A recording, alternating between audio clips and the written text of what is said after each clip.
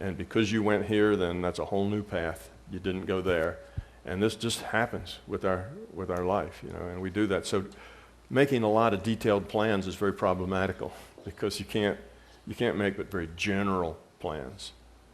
But some plans can be reasonably detailed. People that meet up, little symbols, little pattern matches can be already programmed. So when you see somebody, bang, you get a pattern match. You know, instant like, instant dislike, whatever. You know, these things happen too. So reincarnation is just the mechanism by which we continually grow. Now there's one very warm and cozy way of thinking about it that I kind of like, because you know I'm a techie, I'm a physicist, and those of you who are engineers or science people, you may like it too. Most everybody else really dislikes it. But the way a refrigerator works is that there's this refrigeration cycle, and what happens is that the fluid gets compressed, and when it does, it gets hot, and then there's a heat sink attached to that, and then when it expands through a little hole, it gets cool, and there's another heat exchanger attached to that, and the same fluid just goes around and around and around. That's how your refrigerator works. There's a pump in there, and the pump just pumps the fluid. It's just a compressor. Compresses it. When it's compressed, it gets hot, and then when it expands, it gets cool. And then when it compresses, it just goes around like that. Now you have the heat exchanger on the hot side. That'll produce the heat from your heat pump, right? And you have the heat exchanger on the cold side. That's your air conditioning, you know, on your heat pump. Or that's your refrigerator, or that's your freezer, or whatever. But the same fluid goes round and round and round. It's called the working fluid in the cycle. Well, that's what we are. We're sort of like the working fluid in the larger consciousness system's entropy reduction process. And we go round and round and round and round and round. And that's what we do, because that's our part to play in the larger consciousness system. We grow up, we evolve. We're the strategy of the larger conscious system to evolve itself. We learn. That's why we have this wonderful schoolhouse that was built just for us, you see, to interact in. That's where we're all here, to interact with each other, to challenge each other, to give each other somebody to love and care about. You know, so that's what we do here, and we go round and round and round trying to become love. It helps us if we understand what it is we're doing, because then we can focus on it. If we're clueless and have no idea, then we just kind of bounce around randomly. Okay.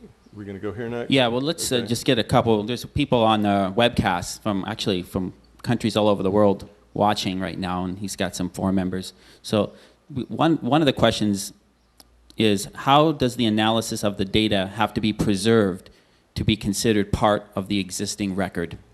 Okay, now that's taking us back to the, like we were doing the reverse causality, and we were talking about the data comes into the system, but it doesn't have to be about reverse causality. How does the data come into the system? How does it have to be preserved? It just has to be part of the record. You see, you can't have a situation where you open the refrigerator and there's 3 beers in the refrigerator when you have a picture that there were 10 beers in there when you locked and sealed the door and nobody could open it. You see, now that's a problem. Now we have a discontinuity in the system. We've got one part of the system says 3, another part of the system says something else. You see, you can't have those. So when data comes into the system, when is it considered a part of the system? Is when it's enough of a part of the record that it could create a discrepancy, that somebody could look at it and say, whoops, what happened here? This is inconsistent. It violates the rule set. This is not right. Because otherwise, you see, the whole point of this is that we live in this reality frame that's nice and smooth and interactive, and we get the feedback, and we create our reality, we create our future probabilities, we affect them. So this is the perfect feedback system that we're in. We do things really good, we move toward love, and we get really good things back. You know, we don't, we're full of ego, and we're mean-spirited and all that kind of stuff. We get a lot of crap back. So that's what this system's about. You know, there's carrots and there's sticks, but we produce both for ourselves. We produce the sticks and we produce the carrots. So if the information can create a discrepancy to where it shows that there's an inconsistency in the system, not allowed. You know, so any data that could do that. So let's say these hospital people, that data came in and somebody did all the calculations, saved all the data, and then took it home and put it in his chest someplace. And then they used that same data, and these people were trying to trying to make the hospital stays average shorter. Well, they couldn't do it because that data could always be brought out and make a discrepancy. Now, if that data was burnt or lost, or nobody knew what it was for anymore, then they're free again. But as long as that data could be brought out and say, hey guys, you got the same data, this is two different things. Well, that's a bleep, and it doesn't work. It's an inconsistency, and it doesn't happen. So as long as there can be some sort of situation where there is no proof that it can't be this way, according to the rules, then it's fine. Okay. So one more, and then after he expands on this one, maybe we'll take another break and then come back at 3:30. For the experiential session, are we about done with the questions? Yeah, because it's almost 3:15. Okay. So let's let you expand on this one, and then we'll take a quick break. And this person wants to know, how prevalent is the influence of negative entities in a day-to-day interactions? Okay, now that depends on the individual. If you are a very negative individual, prone to do negative things for very self-serving purposes, well, the negative forces in this larger conscious system don't mind egging you on a little bit. They like chaos. They like that sort of thing. So, that's when your ego says, yeah, go ahead and do it. So the influence of negative entities can be daily for some people. The ones that get more and more negative, it's more and more likely that there might be some influence there, but not necessarily. Now, on the other hand, mostly we're left alone. For the largest part, we're left alone. We're not bothered a whole lot. We're not given a whole lot of negative thoughts, if you will. Most of those are just ours. It's just a good reflection of us. So you don't have to think that there's something after you all the time trying to make you do bad things.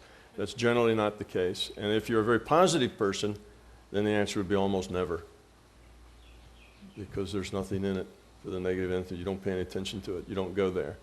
So most of the time we're left alone to be just how and whoever we are. The people who get meddled with more than any are the people who can do the most harm than any.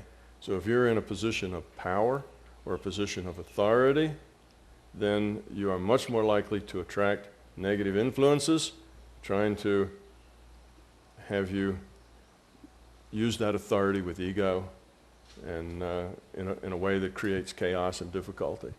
If you're not in a position of power, you're a small fish, then probably there's not really a whole lot of point. So there's no fixed, most of these things don't have fixed answers. It just depends on the situation. You see people who are very, very negative, sometimes they're being encouraged. You see people in high positions that have a lot of authority, they have a lot of people pushing at them, both in the physical and in the non-physical. In the physical world, there's people pulling at them all the time. In the non-physical world, there's people pulling at them all the time, because they have leverage. It's not an easy job necessarily to have.